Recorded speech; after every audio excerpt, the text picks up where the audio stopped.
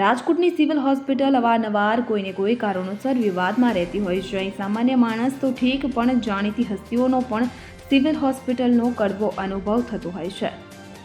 ત્યારે આજે ફરી એકવાર રાજકોટ સિવિલ હોસ્પિટલ વિવાદમાં આવી છે. હકાબા ગઢવી બાદ હવે મીરાબેન આહિર નામના લોક સાહિત્યકારને રાજકોટ સિવિલ હોસ્પિટલ તંત્રનો કડવો અનુભવ થયો છે. જાણીતા લોક સાહિત્યકાર અને ગાયિકા મીરાબેન આહિરે હોસ્પિટલના તંત્ર અને સ્ટાફની કામગીરી સામે ગંભીર આક્ષેપો લગાવ્યા છે. મીરાબેને તેમના ભાઈની સારવાર માટે હોસ્પિટલમાં થયેલા કડવા અનુભવને સોશિયલ મીડિયા પર વિડીયો દ્વારા જાહેર કર્યો છે, કે જે હવે ઝડપથી વાયરલ થઈ રહ્યો છે. આ ઘટના એવા સમય બની છે જ્યારે થોડા સમય અગાઉ અન્ય લોક સાહિત્યકાર હકાબા ગઢવીએ પણ હોસ્પિટલના સ્ટાફના વર્તન અને સેવાઓની ગુણવત્તા સામે સવાલો ઉઠાવ્યા હતા, કે જેને કારણે હોસ્પિટલની કામગીરી પર પણ અગાઉ પ્રશ્નો ઊભા થયા હતા. મીરાબેનનો વિડીયો સોશિયલ મીડિયા પર વાયરલ થતાં લોકોમાં રોષની લાગણી ફેલાઈ છે. ઘણા યુઝર્સે હોસ્પિટલની કામગીરી અને સ્ટાફના વર્તનની ટીકા કરી છે.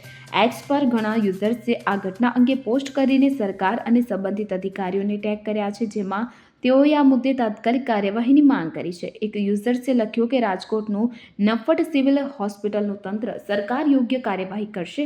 આ ઉપરાંત અન્ય યુઝરે હોસ્પિટલની ઉદાસીનતાને શર્મજનક ગણાવી અને દર્દીઓના અધિકારોનું રક્ષણ કરવાની માંગ કરી છે. ઉલ્લેખનીય છે કે થોડા સમય અગાઉ લોક સાહિત્યકાર હકાબા ગઢવીએ પણ રાજકોટ સિવિલ હોસ્પિટલની સેવાઓ અને સ્ટાફના વર્તન સામે આક્ષેપો લગાવ્યા હતા. હકાબા ગઢવીએ હોસ્પિટલની ખરાબ સ્થિતિ અને દર્દીઓ પ્રત્યેના અણધણ વલણની ટીકા કરી હતી, કે જેને કારણે હોસ્પિટલની કામગીરી ચર્ચામાં આવી હતી. હવે મીરાબેનની ફરિયાદે આ વિવાદને વધુ હવા આપી છે અને લોકોમાં હોસ્પિટલની સેવાઓ અને વ્યવસ્થાપન પર અસંતોષ વધ્યો છે. જય દ્વારકાધીશ. હું છું મીરા આહિર. આજનો એક અનુભવ તમને જણાવવો છે, તેમજ આ વસ્તુનો જવાબ પણ જોઈએ છે, કારણ કે આ જવાબ છે ને એ સામાન્ય માણસ સાથે જોડાયેલો છે. સિવિલ હોસ્પિટલમાં ઇમરજન્સીમાં મારા ભાઈને લઈ ગયા. 45 થી 50 મિનિટ અમે લોકોએ ત્યાં આંટા માર્યા. કોઈએ કેસ ના લખ્યો. પછી એના પછી એટલો મિનિટ આંટા માર્યા પછી માણસ એમ કહી દે કે અમે અમારો ટાઈમ થઈ ગયો જમવાનો, 2 વાગી ગયા છે, હવે અમે આમને ન લઈ જઈએ, અમારો બ્રેક છે. આવો જવાબ મળે અમને. પછી અમે અમારી હાથે લઈ ગયા. પછી બીજે લઈ ગયા તો એને ચોથા માળે ત્યાં શિફ્ટ કર્યો. તો ત્યાંના મેડમ, સર, ઇમરજન્સી સ્ટાફનો બહુ ગેરવર્તન. મજા આવે એવી અભદ્ર ભાષામાં વાત કરે, મજા આવે એવા જવાબ આપે અને મજા આવે એવું બોલે કે નથી દાખલ કરવો, જા તારા થાય એ કરી લે, આવા શબ્દ યુઝ કરે.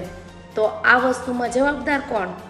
રાજકોટ સિવિલ હોસ્પિટલ જે છે એનું આ જ કામ છે? આવા સ્ટાફ સામાન્ય માણસ સાથે આવું વર્તન કરે તો શું આ ક્યાં સુધી વ્યાજબી છે? નોર્મલ પબ્લિક માટે ક્યાં સુધી આ બધું થશે? આજે અમારા ઉપર છે, કાલ તમારા ઉપર આવશે, બધાય ઉપર આવશે. ત્યારે કોણ જવાબ દેશે? અભદ્ર ભાષામાં વાત કરવી, મજા આવે એવું બોલવું, નિરાતે કામ કરવું, તો તમે પબ્લિકની સેવા માટે છો કે શેના માટે છો? કોઈ જવાબ આપશે મને આનો? જવાબ તો દેવો પડશે ને, કોકે તો જવાબ દેવો પડશે ને, કે પછી આમ નામ બધું જે ચાલે છે એ જ ચાલ્યા રાખશે? ક્યાં સુધી ચાલશે આ બધું? માણસના જીવથી વધારે કાંઈ છે ખરું દુનિયામાં? કોઈ કહેશે મને?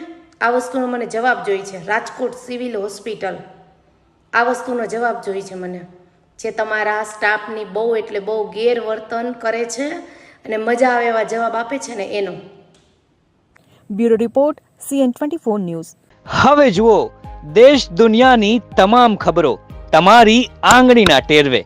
ઉઠાવો મોબાઈલ અને Google Play Store પરથી ડાઉનલોડ કરો અમારી CN24 ન્યૂઝ મોબાઈલ એપ.